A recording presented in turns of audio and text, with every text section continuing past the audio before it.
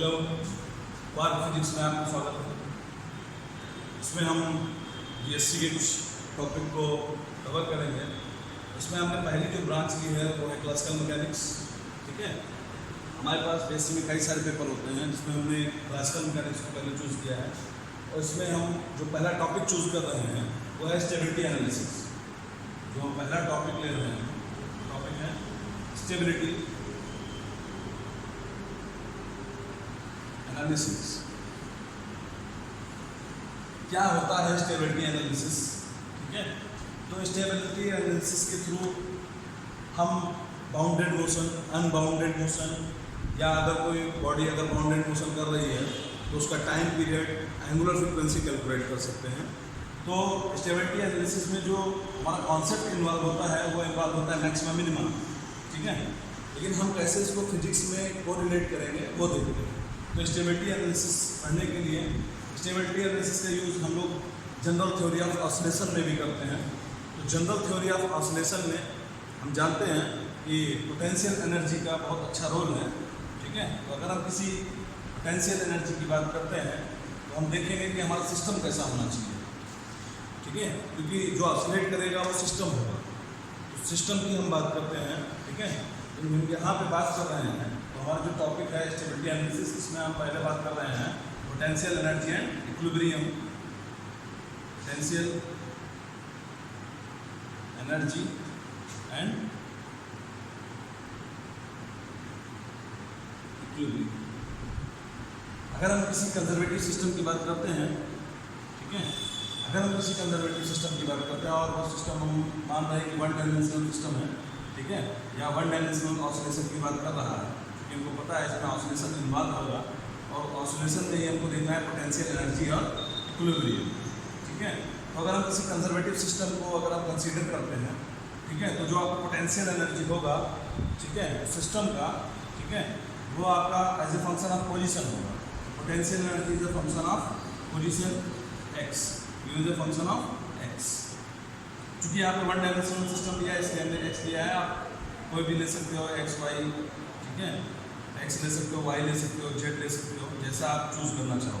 क्योंकि one dimensional system है इसलिए हमने कोऑर्डिनेट एक्स चूज़ किया। ठीक है, you is a function of x. और हम किसी कंजर्वेटिव सिस्टम की बात कर रहे हैं तो हमको ये पता होना चाहिए कि जो आपका पोटेंशियल होगा वो फंक्शन होगा इसका पोजिशन कोऑर्डिनेट का, या पोजिशन कोऑर्डिनेट कौन है? एक्स। और दूसरी बात, अगर हम किसी कंजर्वेटिव सिस्टम की बात करते हैं तो पोटेंशियल को हम लोग कैसे जनरलाइज कोऑर्डिनेट के फॉर्म में लिख सकते हैं, you is a function of x. ठीक है, अब अगर हम जान रहे हैं कि अगर किसी सिस्टम की बात कर रहे हैं जिसका पोटेंशियल यू है तो वहाँ पे आपका जनरलाइज फोर्स भी इन्वॉल्व होगा या फोर्स इन्वॉल्व होगा। ठीक है, तो हम सिंपल एक एग्जांपल आपको दे रहे हैं। उस एग्जांपल में क्या है, हम स्प्रिंग फोर्स की बात करते हैं। तो जो हमारा स्प्रिंग सिस्टम है वो कंजर्वेटिव सिस्टम है। तो अगर हम स्प्रिंग की बात करते हैं, एक स्प्रिंग है, इसमें आपका मास जो है वो m है। ठीक है, और ये आपका मीन पोजीशन है x=x0। और अगर हम एक्सटर्नल फोर्स लगाते हैं एक्सटर्नल, यहाँ पे एक रेस्टोरिंग फोर्स डेवलप हो जाता है Fr। ठीक है, एक रेस्टोरिंग फोर्स स्प्रिंग के अंदर डेवलप हो जाता है जो कि उसको मीन पोजीशन पे लाने की कोशिश करता है। हमने भी पढ़ रखा था F is directly proportional to x and force is always acting inward, इसलिए F is directly proportional to -x। या यहाँ से लिख सकते हैं इक्वल टू -kx। जहाँ पे k है वो आपका क्या है? Spring constant. यहाँ का जो फोर्स है वो कैसा फोर्स होता है? कंजर्वेटिव फोर्स होता है। स्प्रिंग फोर्स ऑलवेज कैसा फोर्स होता है? कंजर्वेटिव फोर्स होता है। तो अगर हम किसी कंजर्वेटिव फोर्स की बात करते हैं, ठीक है, या हम कंजर्वेटिव सिस्टम की बात करते हैं, तो अगर हम कंजर्वेटिव सिस्टम की बात करते हैं तो हमको पता होता है जो आपका कर्ल ऑफ फोर्स होगा तो आपको क्या होगा? 0 होगा। ठीक है, अब यहाँ पे जो फोर्स होगा वो आपको कैसा होगा? Conservative in nature. ठीक है, क्योंकि आपने कंजर्वेटिव सिस्टम की बात की है इसलिए आपका जो फोर्स होगा वो कंजर्वेटिव फोर्स होगा। तो स्प्रिंग वाला फोर्स कैसा है? कंजर्वेटिव फोर्स है। इसका मतलब आपका उसका जो कर्ल होगा ऑलवेज क्या होगा? 0। और अगर किसी कंजर्वेटिव फोर्स का कर्ल 0 हो जाता है तो उसको हम लिख सकते हैं force is a negative gradient of some scalar function. Force is a negative gradient of some scalar function. यहाँ पे जो डेल है या जो नेबुला है वो आपको क्या बता रहा है, डेल ऑपरेटर के बारे में बात कर रहा है। तो ये जो डेल ऑपरेटर है वो होता है del by del x i cap plus del by del y j cap plus del by del z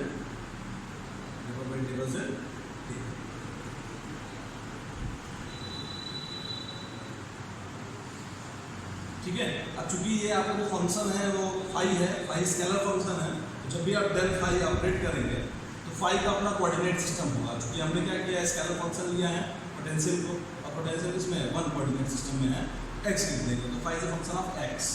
ठीक है, इसको और भी लिख सकते हैं, del f is equal to minus del phi x. ये रिप्रेजेंट करने का तरीका है।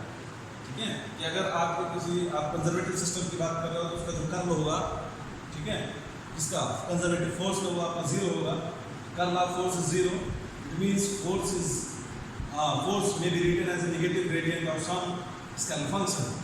ठीक है, तो इसको हम अगर हम वन डायमेंशन में और रिप्रेजेंट करना चाहते हैं तो इसको और भी लिख सकते हैं, क्योंकि हमको वन डायमेंशन में पता है डेवा बाई डेवा एक्स आएगा, तो इसको लिख सकते हैं F is equal to minus del by del x. चूँकि पोटेंशियल हमने क्या चूज किया यू, तो F is equal to minus del U by del x. ठीक है, ये जनरल है और ये इससे रिलेट कर रहा है। F is equal to minus d u by d x, यहाँ हम इन फॉर्म ऑफ इंटीग्रेशन भी रिप्रेजेंट कर सकते हैं, तो u is equal to minus integration f dot d x.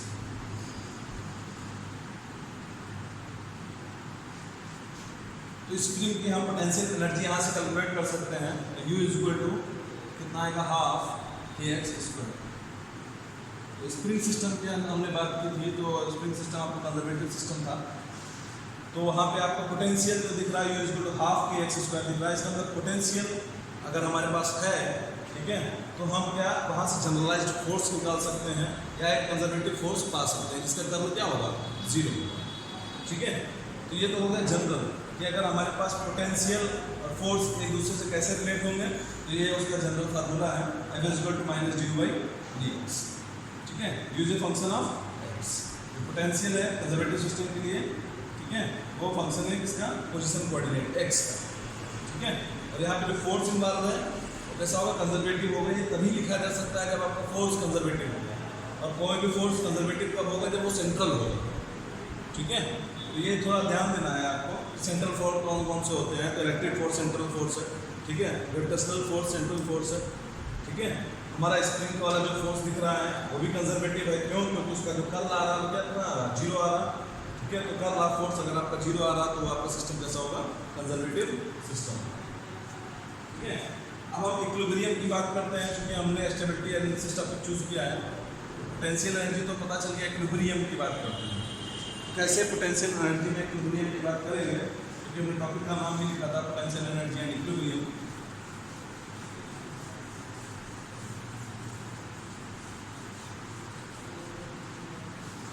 तो हमको यहाँ से दिख रहा है सिंपल, ये हमको दिख रहा है कि जो आपका पोटेंशियल है U, पोटेंशियल एनर्जी है, ठीक है, U जो फंक्शन ऑफ क्या है, x, जो फंक्शन ऑफ x।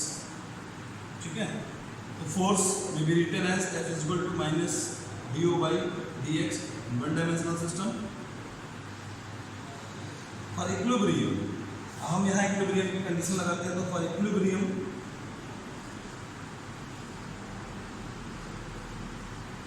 जो आपका ये फोर्स है मस्ट बी बैलेंस। ठीक है, ये tends to zero, force must be balance.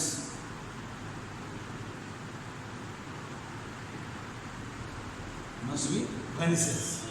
ठीक है, means force F is equal to zero. ठीक है, अगर आपका F is equal to zero हो जाता है, ठीक है, तब वहाँ पे आपको क्या कहलाएंगे कि वो इक्विलिब्रियम की कंडीशन है। ठीक है, if F is equal to zero.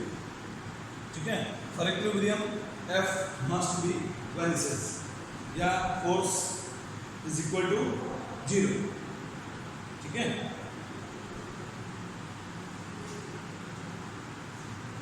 Force is equal to zero. अब हम यहाँ पे इक्विलिब्रियम की तो ये कंडीशन आ गई कि आपका जो फोर्स है वो जीरो होना चाहिए।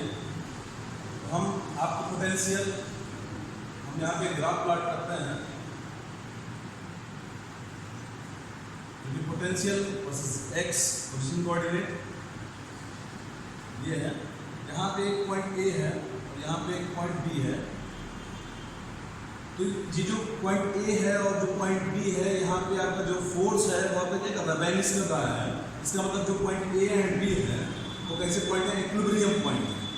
ये फोर्स क्या करेगा, बैलेंस करेगा जहाँ पे, या जहाँ पे आपका फोर्स बैलेंस करेगा वो पॉइंट आपका क्या होगा, इक्विलिब्रियम पॉइंट होगा। या ये कह सकते हैं आप उस पॉइंट से अगर आप टेंजेंट खींचते हो, वो जो टेंजेंट है अगर पैरेलल टू एक्स एक्सिस आ जाएगा, ठीक है, तो उस पॉइंट को आप क्या कह सकते हो, इक्विलिब्रियम पॉइंट कह सकते हो। ए एंड बी क्या है, a and b are equilibrium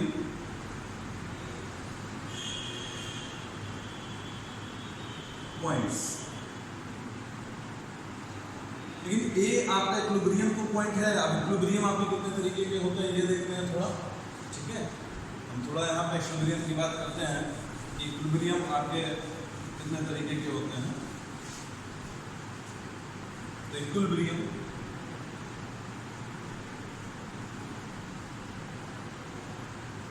पहला आपका आता है स्टेबल इक्विलिब्रियम, दूसरा आपका आता है अनस्टेबल इक्विलिब्रियम,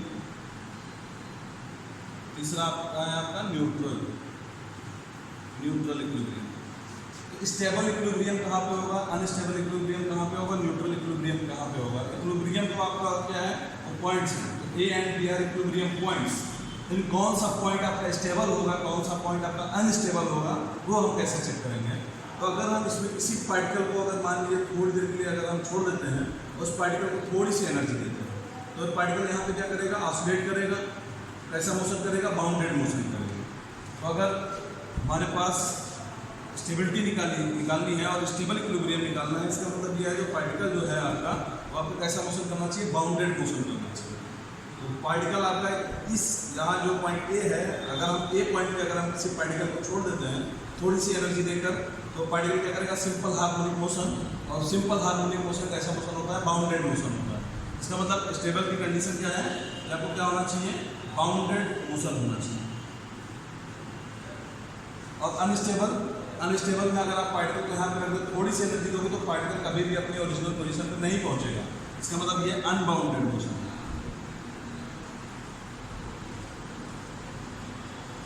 इसका मतलब आपको स्टेबल इक्विलिब्रियम पाने के लिए आपको देखना होगा वहाँ जो पार्टिकल का मोशन है वो बाउंडेड मोशन होना चाहिए।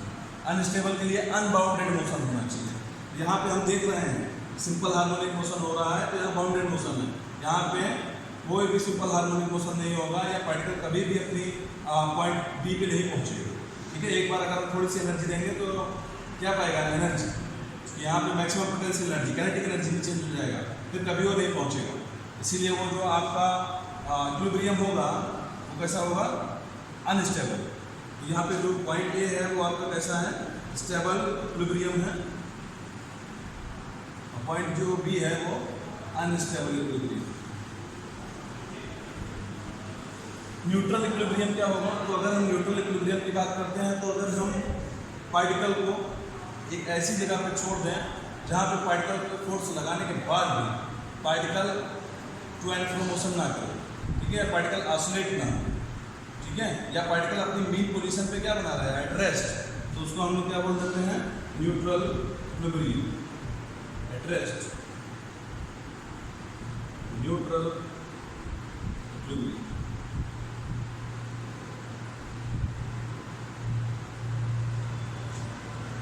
इस ग्राफ को देखने से क्या लगता है, इस ग्राफ को देखने से लगता है कि यहाँ जो पोटेंशियल एनर्जी यू नॉट है वो आपका क्या है, मिनिमम है, और यहाँ पे क्या है, यू नॉट डैश है, वो आपका क्या है, मैक्सिमम। तो जहाँ आपका पोटेंशियल एनर्जी मिनिमम होगा वहाँ आपको क्या मिलेगा, स्टेबल इक्विलिब्रियम। जहाँ आपका पोटेंशियल एनर्जी क्या होगा, मैक्सिमम होगा, वहाँ पे आपको क्या मिलेगा, अनस्टेबल इक्विलिब्रियम। तो इसको हम मैक्सिमम मिनिमा से भी कोरिलेट कर सकते हैं, ठीक है। तो हम देखते हैं कि कैसे हम इसको मैक्सिमम मिनिमा से कोरिलेट करते हैं। और चूंकि हमको दिख रहा है कि यहाँ पे अगर बाउंडेड मोशन होगा तो हम क्या कर सकते हैं, उस पार्टिकल का जो बाउंडेड मोशन कर रहा उसका टाइम पीरियड, उसकी एंगुलर फ्रीक्वेंसी कैलकुलेट कर सकते हैं। तो देखते हैं कैसे। तो हमको पता है कि हमको गिवन होगा हमने यहाँ वन डायमेंशनल सिस्टम की बात की है तो हमको पता है कि is a function of x, तो पहले हमको जनरलाइज फोर्स निकालना पड़ेगा, तो f equal to minus d by d x for equilibrium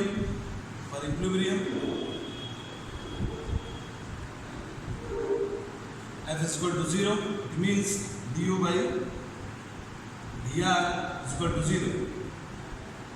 ठीक है, अब यहाँ पे हमको मैक्सिमम मिनिमम लगाना है, इसका मतलब हम क्या करेंगे, पोटेंशियल का सेकंड डेरिवेटिव कैलकुलेट करेंगे d two u, sorry d r नहीं होगा, यहाँ डी एक्स होगा, d u by d x, d two u d x two, ठीक है, कैलकुलेट करेंगे और चेक करेंगे कि अगर is greater than zero positive का मतलब minimum, if d2u dx2 is less than 0 is negative, the maximum। इसका मतलब हम क्या करेंगे, अगर हमको कहीं पे दिया है potential is a function of x, तो पहले हम इक्विलिब्रियम पॉइंट्स निकालेंगे, इक्विलिब्रियम पॉइंट्स निकालने के बाद हम चेक करेंगे कि क्या वो पॉइंट आपका मिनिमा है या आपका मैक्सिमा है।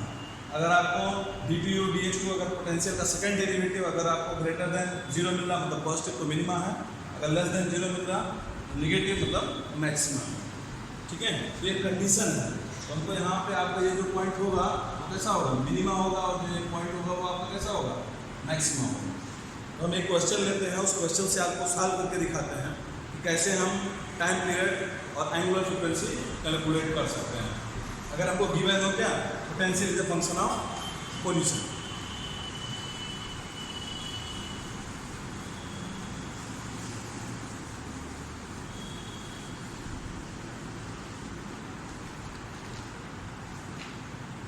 यहाँ पे कह रहा है, क्वेश्चन है जो कि आपका आया हुआ है गेट 2014 में, गेट 2004, कह रहा है कि पोटेंशियल या ठीक है is equal to minus a by r plus a r not square upon 3r cube. कह रहा है particle of system, particle of mass m is in potential, एक पार्टिकल है जिसका मास m है, उसका पोटेंशियल गिवन है। कह रहा है कि आपको क्या करना है, स्टेबल इक्विलिब्रियम पोजीशन पे अगर पार्टिकल क्या करता है, सिंपल हार्मोनिक मोशन, तो उसका आपका time period of oscillation calculate करना है। तो आपको t कैलकुलेट करना है कि आपका जो टाइम पीरियड आएगा वो कितना है, ठीक है। तो टाइम पीरियड निकालने के लिए हम क्या करेंगे, सबसे पहले तो हमको मैक्सिमम मिनिमम पॉइंट निकालना पड़ेगा। अब चूंकि एक फार्मूला थोड़ा ध्यान रखना, अभी हमने लिखा था f is equal to minus k x, यहाँ पे जो के स्प्रिंग फोर्स है उसको अगर हम डेरिवेटिव के फॉर्म में लिखते हैं तो वो आता है d2u, u यहाँ पर पोटेंशियल एनर्जी है, dx2, ठीक है, at x is equal to x0 आपका मिनिमा पॉइंट है, मिनिमा,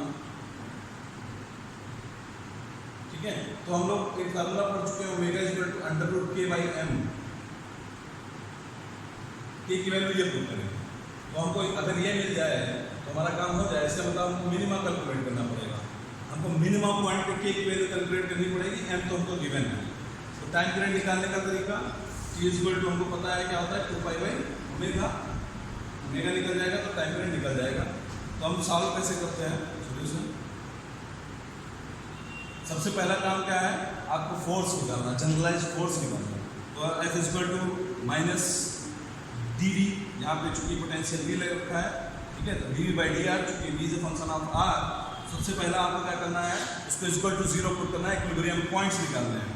तो आप क्या करोगे, d v by d r calculate करोगे, तो d v by d r यहाँ से कितना आ जाएगा, माइनस माइनस प्लस, चूँकि R ऊपर जाएगा तो R की power -1, minus minus plus a r की पावर -2, यहाँ माइनस ये ऊपर जाएगा, यहाँ पे ए कांस्टेंट है और आर 0 कांस्टेंट है, तो ये जाएगा तो ये बनाएगा -3, ठीक है, a r not square upon r की पावर 4, ठीक है, अपॉन 3, या 3 से 3 कैंसिल हो जाएगा।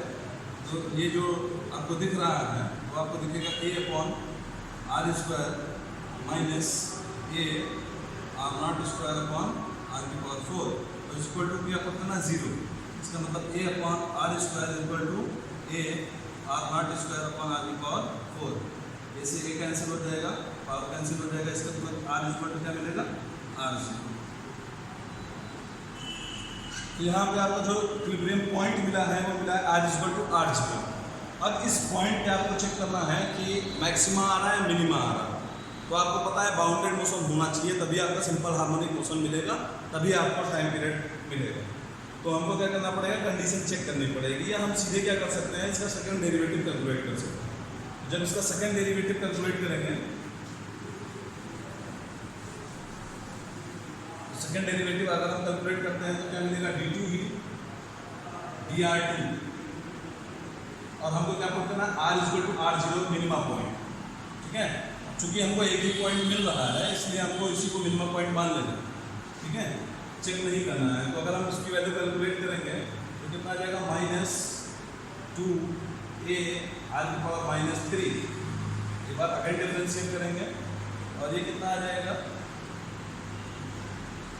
+4a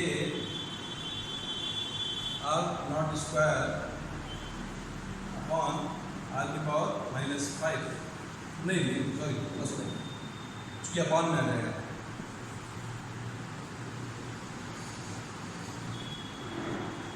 तो कितना आ जाएगा, -2a अपॉन आर की पावर -3, हाँ सॉरी +3 अपॉन में आ जाएगा। ठीक है, +4a r not square upon r की पावर 5। तो हम यहाँ पे क्या करते हैं, आर स्क्वायर से मल्टीप्लाई कर लेते हैं, तो जाएगा -2a r square upon r की पावर 5 और +4a r not square upon r की पावर 5। तो कितना आ जाएगा, 2a, चूँकि r equal to r not है तो आसानी से हम सिंपल वैल्यू पुट कर दे रहे हैं, तो r not square upon r not की पावर 5, आर नॉट कैंसिल हो जाएगा। तो ये r equal to r not की बात कर रहा था, तो आ जाएगा 2a अपॉन आर नॉट का क्यूब। ठीक है, तो ये आपका क्या आ गया, d2v dr2 at r equal to r zero. ठीक है, अब चूंकि हमको ओमेगा निकालना पड़ेगा, तो omega equal to √d2v dr2 at r equal to r0 अपॉन m। तो ये कितना आ जाएगा, √2a upon m r not cube यहाँ से। ठीक है, वैल्यू पुट कर देंगे, ये आ गया omega. Time period t equal to 2π/ओमेगा पलट जाएगा, तो 2πm are not cube upon 2।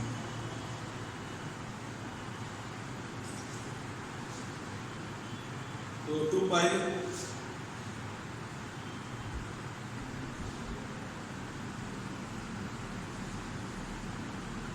हाँ, तो आ जाएगा 2πm आर नॉट का क्यूब अपॉन 2a। इसका मतलब इसका option number A is correct.